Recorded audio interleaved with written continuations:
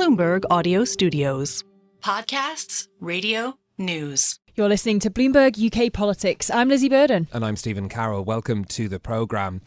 By now, you will have seen and heard about the events in Southport in recent days. 3 children were killed in a knife attack at a dance class on Monday. Yesterday, a peaceful vigil being held in their memory was followed by violent protests outside the mosque in the town.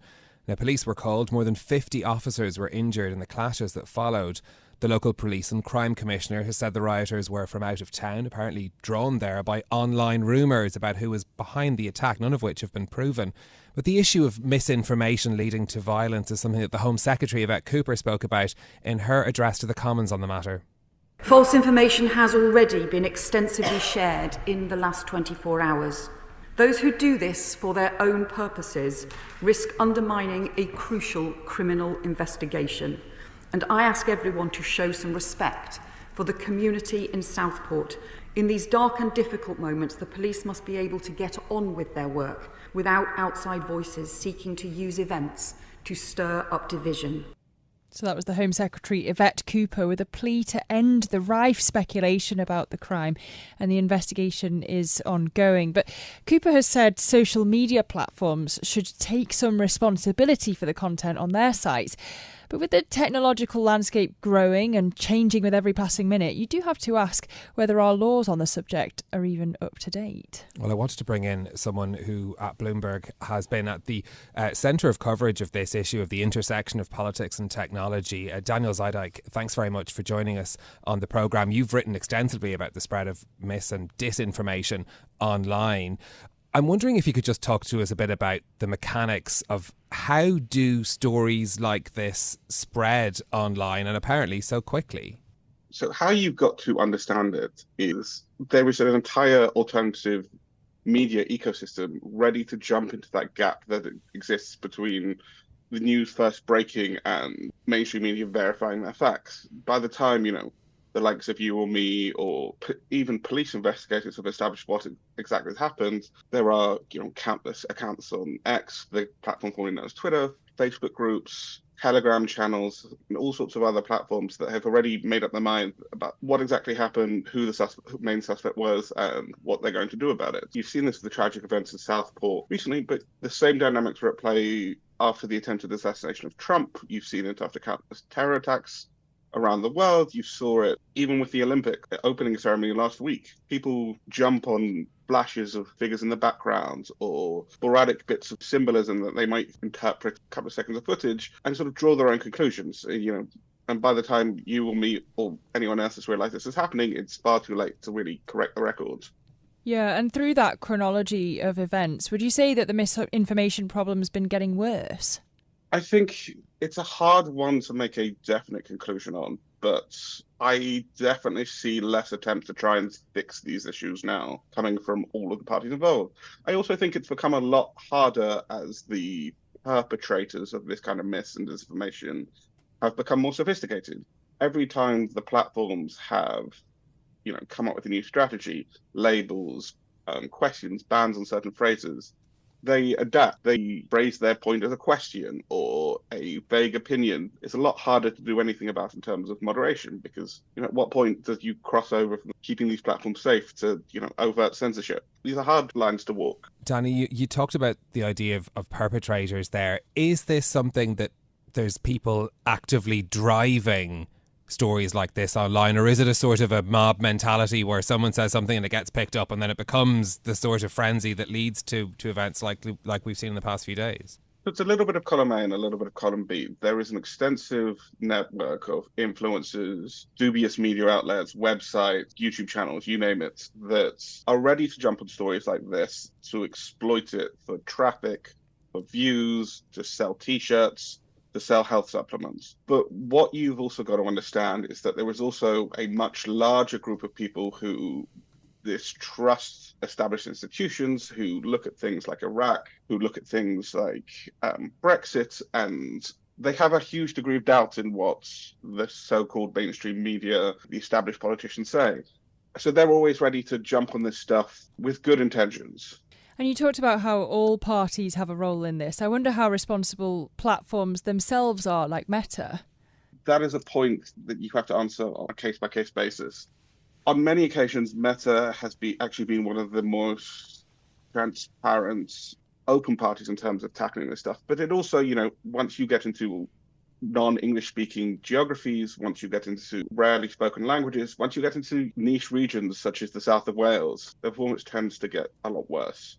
I'm sympathetic to the platform's point that they can't be everywhere, but at the same time, a lot of these things would not exist without the dynamics of a like or a retweet or a reshare on insert the name of a platform here. This time around, we're talking about, far-right chants being heard. There's some far-right groups have been named in some of the commentary around these events in Southport as well. Is this something that particularly works or is, linked to those sort of far-right issues, or is it something that can happen around any sort of issue on the political spectrum?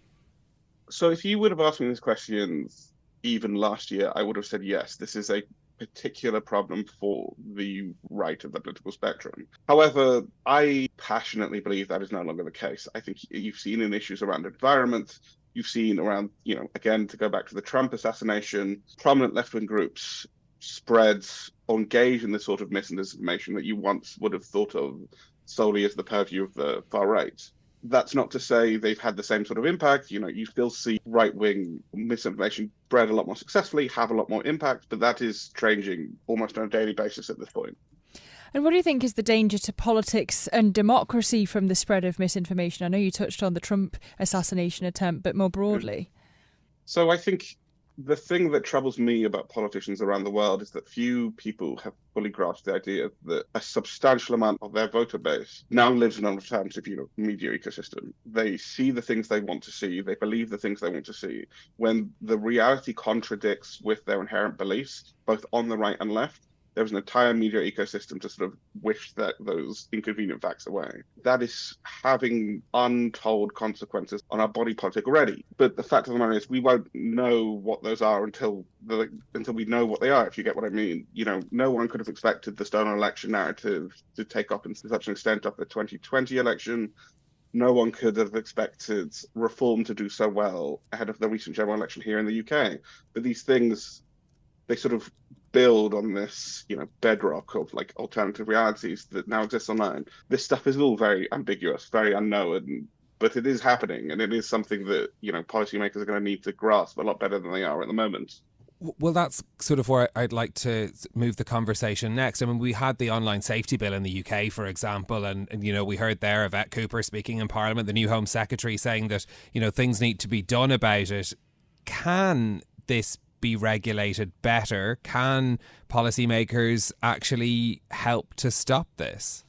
I think focusing on mis and disinformation just on a platform level is never going to fully solve the problem, because the fact of the matter is mis and disinformation is such a problem now, not just because of the dynamics on social media, but because there is this gap in trust that every major democracy in the world now has in its institutions. To solve it properly, at least in my view, you need to fully look at how politicians communicate. You need to look at how easy it is to understand basic policy decisions. You need politicians to be a lot more open and upfront in their style of communication, to not leave these, frankly, opportunists the gap that they are taking advantage of. There is only so much platforms themselves can do to solve this before they are cracking down too much on, regular people's freedom of speech. You've written about potentially artificial intelligence being a solution to this. AI can do a lot of the easy work. AI can recognize individual pieces of content, stop videos at their source, add labels, but fundamentally it is people spreading this stuff, and it is people who are going to have to solve it. How they do that would involve AI undoubtedly going forward, and companies and fact checkers and a large part of civil society has already been deploying AI to do this. But you need to solve it properly, you need to do more. Is media literacy part of that solution as well? I know it's very difficult and sometimes a bit of an abdication to kind of put everything on to, education can fix everything. But, people at all ages sort of need to be more aware of how this stuff works online. So the problem with media literacy the media literacy argument is that large parts of the mis and disinformation you see spread online comes from older people above the age of 30. Kids themselves are incredibly good at spotting when something is a lie, when something is dubious online. That's not to say they don't need to be taught media literacy. I don't know about you, but there were a lot of things I didn't know when I was at school. But it ignores the fact that a lot of this stuff is being embraced by, people as old as 50, 60, 70. At least that is according to the data. But yeah, no, I'm dubious about the argument more generally. Daniel, we're going to have to boot you off the podcast because you just told us we're old. We're both over 30. Lizzy, hey, I'm over 32, so...